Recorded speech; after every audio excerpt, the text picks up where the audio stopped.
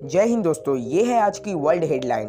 PM Modi से मदद मांगने पर भड़के श्रीलंका के मंत्री, कहा हम भारत का हिस्सा नहीं। अमेरिकी प्रेसिडेंट जो बाइडेन ने दी रसिया को धमकी, कहा यूक्रेन पर हमला किया तो बहुत बुरा होगा। वाघा बॉर्डर के पास मेगा सिटी बसा रहा पाकिस्तान, देश आर्थिक तंगी में फंसा और पीएम इमरान खान बना रहे हैं ड्रीम प्रोजेक्ट।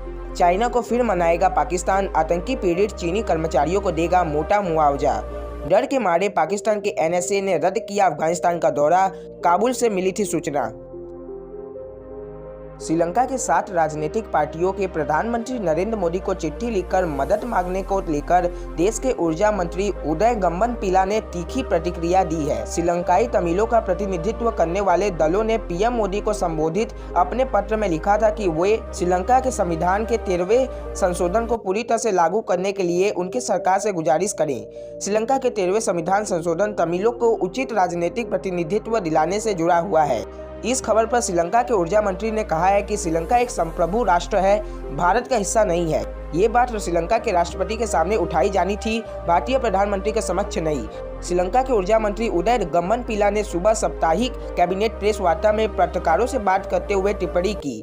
उन्होंने मदद की गुहार लगाने वाले पार्टियों में शामिल टीएनए यानी तमिल नेशनल अलायंस का नाम लेते हुए कहा कि 13वें संविधान संशोधन को लेकर उनकी जो भी चिंताएं हैं वो श्रीलंका के राष्ट्रपति के सामने उठाई जानी थी। उन्होंने कहा कि अगर हमारे तमिल दलों को 13वें संशोधन के बारे में कोई चिंता या आशंका है तो उन्हें भारतीय प्रधानमंत्री के बजाय हमारे देश के राष्ट्रपति को अपनी चिंता से अवगत कराना चाहिए, क्योंकि हम एक संप्रभु देश हैं और भारत का हिस्सा नहीं है। अगर हमारे तमिल भाइयों के पास 13वें संशोधन के संबंध में कोई मुद्दा था तो उन्हें बाहरी लोगों के बजाय हमारी चुनी हुई सरकार से बात करनी चाहिए थी।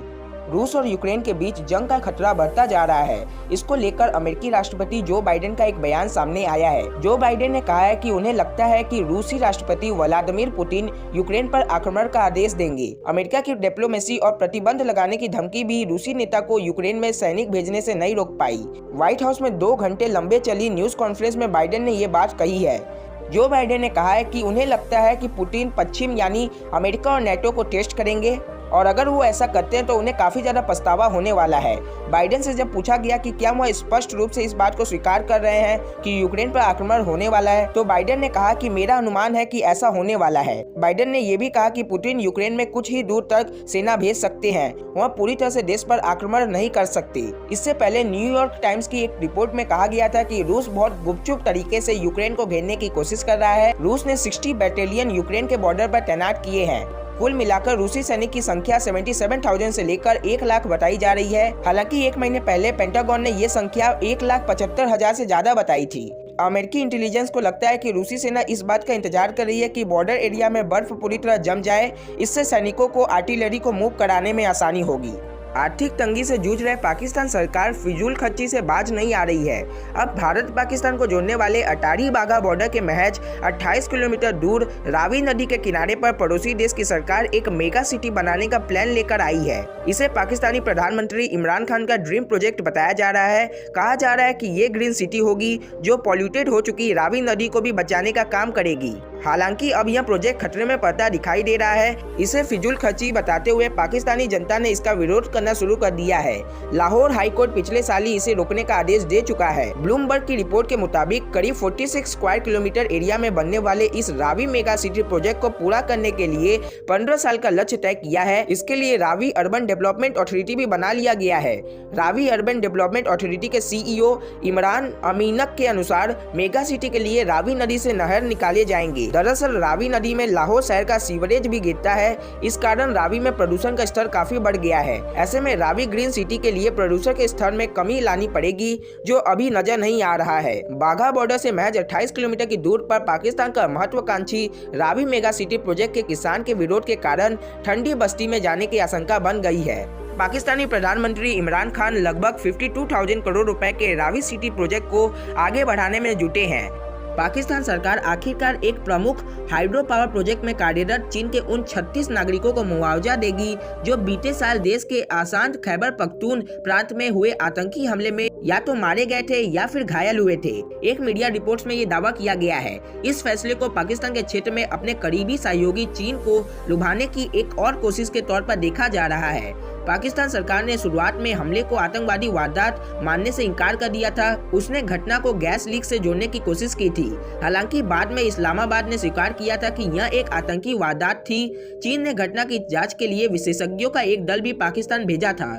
रिपोर्ट के अनुसार हमले में 4 पाकिस्तानी नागरिक ने भी अपनी जान गंवाई थी। हालांकि इमरान खान के नेतृत्व वाले पाकिस्तान सरकार ने फिलहाल यह स्पष्ट नहीं किया है कि इन नागरिकों के परिजन भी मुआवजे के हकदार होंगे या नहीं। 13 जुलाई 2021 को आतंकियों ने चीनी कर्मचारियों को खैबर पख्तूनख्वा की दासू पन बिजली परियोजना यानी हाइड्रो पावर प्रोजेक्ट के कार्यस्थल पर ले जा रही बस को निशाना बनाया था। इस हमले में 10 चीनी कर्मचारी, जिनमें आधिकारिक इंजीनियर शामिल थे, मारे गए थे, जबकि 26 अन्य गंभीर रूप से घायल हो गए थे। दोस्तों, रिपोर्ट के मुताबिक यह अनुमान लगाया जा रहा है कि मुआवजे की रकम $46 लाख से लेकर $2.03 करोड़ तक हो सकती है। रिपोर्ट के मुताबिक चीन ने अपने नागरिकों पर हमला को लेकर एक कड़ा विरोध दर्ज किया था। रिपोर्ट में कहा गया कि हमले के बाद चीनी ठेकेदारों ने परियोजना से जुड़े काम भी रोक दिया था। उन्होंने पीड़ितों के लिए $3.7 करोड़ तक के मुआवजे की मांग की थी। यह रकम चीन में आतंकी हमले की सूरत में सरकार की ओर से दी जाने वाली मुआवजे राशि से 500% ज्यादा थी। पाकिस्तान के राष्ट्रीय सुरक्षा सलाहकार मोईद यूसुफ ने अपनी अफगानिस्तान यात्रा को रद्द कर दिया है। मीडिया रिपोर्ट्स के अनुसार उन्होंने पाकिस्तान विरोधी प्रदर्शन के डर से यह कदम उठाया है। बताया जा रहा है कि काबुल एयरपोर्ट पर पाकिस्तान के खिलाफ प्रदर्शन आयोजित किए जाने थे, जिसे देखते हुए NSA ने अपना मन बदल दिया। NSA यूसुफ की यात्रा 18 जनवरी से प्रस्तावित थी, जिसके तहत अफगानिस्तान में अंतर मंत्रालयीय पाकिस्तानी प्रतिनिधि मंडल का नेतृत्व करते हुए सीमा पर फेंसिंग लगाने के मुद्दे पर चर्चा करनी थी। इसके अलावा तालिबान शासन के साथ युद्धग्रस्त देश की मानवीय जरूरतों का जायजा लेना था। NSA यूसुफ ने अपनी 2 दिवसीय यात्रा को रद्द कर दिया क्योंकि काबुल में हामिद करजाई अंतर्राष्ट्रीय हवाई अड्डे पर पाकिस्तान के खिलाफ बड़े पैमाने पर विरोध की योजना बनाई गई थी। हालांकि पाकिस्तानी अधिकारियों ने कहा है कि खराब मौसम के कारण यूसुफ की यात्रा स्थगित कर दी गई है। तो दोस्तों, ये थे सारे हेडलाइंस। आपको सारे न्यूज के ऊपर क्या कहना है कमेंट करके जरूर बताइएगा और फिर आप लोगों से मुलाकात होगी कल रात 10 बजे। तब तक के लिए जय हिंद, जय भारत।